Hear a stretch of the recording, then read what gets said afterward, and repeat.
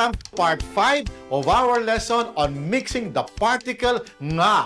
Tara!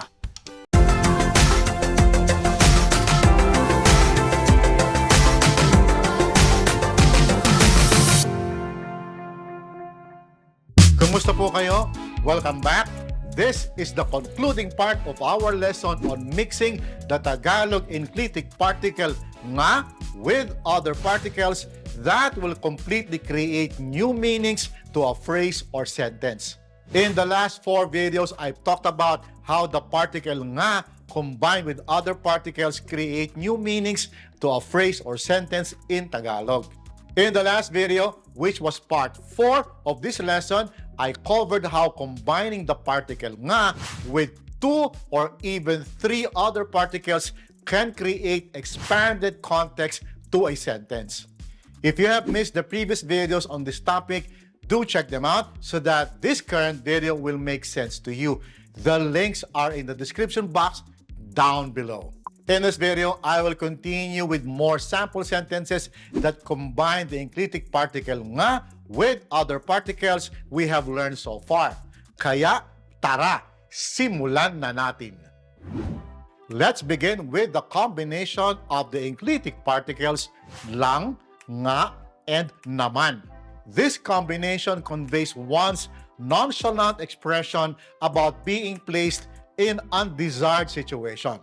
Let's listen to the following sample sentences. Ako lang nga naman.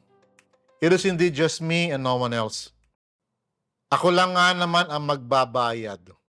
It is indeed just me who will pay and no one else. In this sentence, the speaker is nonchalantly expressing his situation that will lead him to make an action. In this case, to pay for something because no one but he or she can or is willing or is available to do the action. Let's have some more sample sentences. Ikaw lang nga naman ang mag-uumpisa. It is indeed just you who will start and no one else. Kami lang nga naman ang maghahanda. It is indeed just us who will prepare and no one else. Tayo lang nga naman ang mag-uusap. It is indeed just us who will talk to each other and no one else. Kayo lang nga naman ang sasayaw. It is indeed just you all who will dance and no one else. Siya lang nga naman ang kakanta. It is indeed just him or her who will sing and no one else. Sila lang nga naman ang tutuloy. It is indeed just them who will proceed and no one else. Si Ariana lang nga naman ang magluluto. It is indeed just Ariana who will cook and no one else. Sina Tess at Anton lang nga naman ang aalis. It is indeed just Tess and Anton who will leave and no one else. Ang lalaki lang nga naman ang uuwi. It is indeed just the man who will go home and no one else. Ang mga bata lang nga naman ang maglalaro. It is indeed just the children who will play and no one else. Ayos ba? Let's move on to our next combination. But before we do that, please be sure that you are subscribed by clicking on the subscribe button and the bell notification button so you'll be updated of new videos. Alright? Ngayon naman, ang susunod na paksa. Now, our next subject, the combination of the enclitic particles pa, nga, and ba. This combination emphatically asks for clarification if an action to be done by the speaker is really to be done and that it won't change. This is kind of strange description. Let's listen to these sample sentences on how this combination works. Here goes. Ako pa nga ba? Is it really still me? Ako pa nga ba ang magbabayad? Is it really still me who will pay? Is this not gonna change? In this example, the speaker is clarifying if the action he or she is to take, in this case, to pay for something, is not going to change, and that he or she will ultimately do the action. I hope that's clear. Here's some more sample sentences. Ikaw pa nga ba ang magagalit? Is it really still you who will be angry? Is this not gonna change? Kami pa nga ba ang magluluto? Is it really still us who will cook? Is this not gonna change? Tayo pa nga ba ang maglilinis? Is it really still us who will clean? Is this not gonna change? Kayo pa nga ba ang magtatampo? Is it really still you all who will feel upset? Is this not gonna change? Siya pa nga ba ang magmamaneho? Is it really still him or her who will drive? Is this not gonna change? Sila pa nga ba ang manonood? Is it really still them who will watch? Is this not gonna change? Si Marie pa nga ba ang aalis? Is it really still Marie who will leave? Is this not gonna change? Sina June at Ed pa nga ba ang magsisimula? Is it really still June and Ed who will start? Is this not gonna change? Ang pulis pa nga ba ang magpapasensya? Is it really still the policeman who will give way? Is this not going to change? Ang mga tao pa nga ba ang makikiusap? Is it really still the people who will plead? Is this not going to change? Our next combination is the combination of the enclitic particles nga, naman, and kaya. This combination is used when the speaker suggests someone instead of someone else to do an action at the current time. Here are some examples. Ako naman nga kaya. Why don't I be the one to do something this time instead of someone else? Ako naman nga kaya ang magsulat. Why don't I be the one to write this time instead of someone else?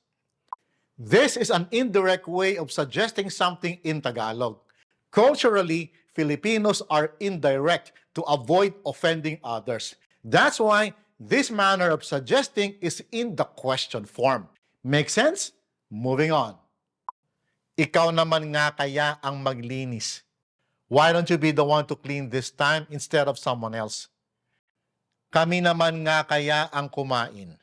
Why don't we be the ones to eat this time instead of someone else? Tayo naman nga kaya ang magpahinga. Why don't we be the ones to rest this time instead of someone else? Kayo naman nga kaya ang tumulong. Why don't you all be the ones to help this time instead of someone else? Siya naman nga kaya ang magburda. Why doesn't he or she be the one to weave this time instead of someone else? Sila naman nga kaya ang magbayad. Why don't they be the ones to pay this time instead of someone else? Si Marie naman nga kaya ang magmodelo. Why doesn't Marie be the one to model this time instead of someone else? Sina June at Ed naman nga kaya ang tumakbo. Why don't June and Ed be the ones to run this time instead of someone else? Ang karpentero naman nga kaya ang mag-ayos. Why doesn't the carpenter be the one to fix something this time instead of someone else? Ang mga tao naman nga kaya ang magpasya. Why don't the people be the ones to decide this time instead of someone else? Ayos ba? I hope you're enjoying this video so far. And if you are, please do hit the like button because that will help this channel a lot. All right? Now, our last combination is the combination of the enclitic particles nga, naman, and pala.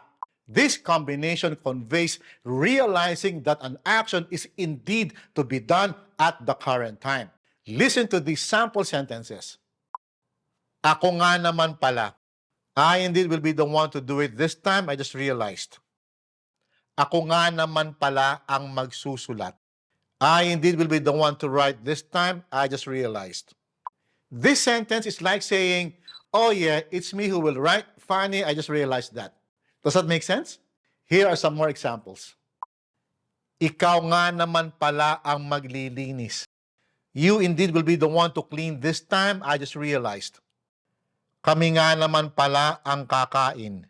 We indeed will be the ones to eat this time, I just realized.